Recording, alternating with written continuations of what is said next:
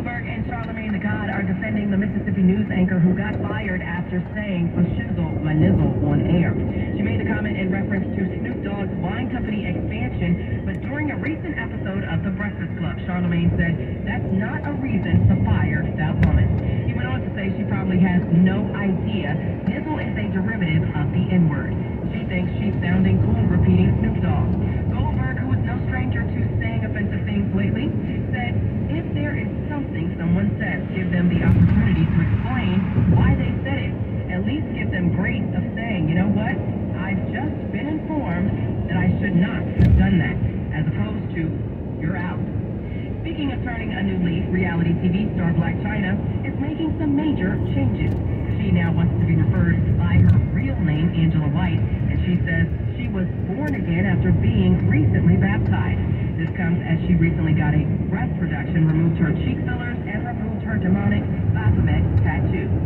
White says she wanted to get back to herself and become a better mom and a better friend and be more spiritual, more business savvy, and really show the real person that she is and not this persona that she was putting on.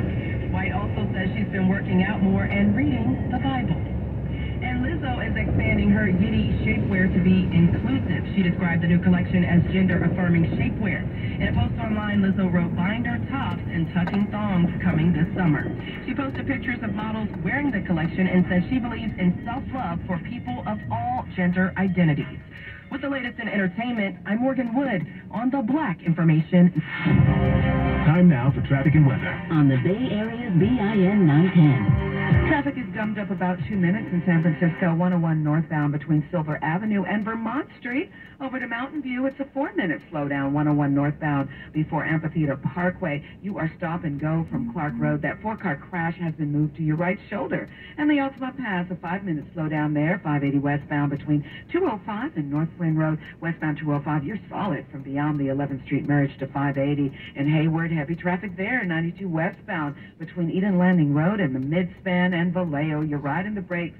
37 westbound between the Maryland Bridge and the lane merge. Slow and go out to Sonoma Raceway. Checking Bay Area weather, sunny, windy, and a bit chilly. Highs range from low 50s at the coast, mid-50s near the bay, and a few upper 50s inland. Tomorrow will be sunny, breezy, and cool, but warmer weather arrives later this week. With the Bay Area traffic and weather, Jasmine Summers on the Black Information Network. The power of information. Keeping you up to date on the Black Information Network. I'm Natasha Williams, and I'm Bree Wood on your home for 24/7 News, the Black Information Network.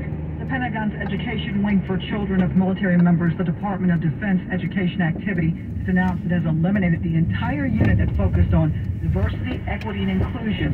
This after serious pressure from Republicans criticizing what they call the woke agenda in the military. The DODEA's director, Tom Brady, says they'll be merging DEI specialists into existing units as a part of a reconfiguration of talent. The DEI unit was created after the Biden administration directed all federal agencies by executive order to establish or elevate chief diversity officers. A short time later, African-American Kalisa Wing was selected to lead the DEI unit. According to Fox News, Wing is now under investigation because of their digital team's investigation into her tweets, which they say are racist and hostile toward white people.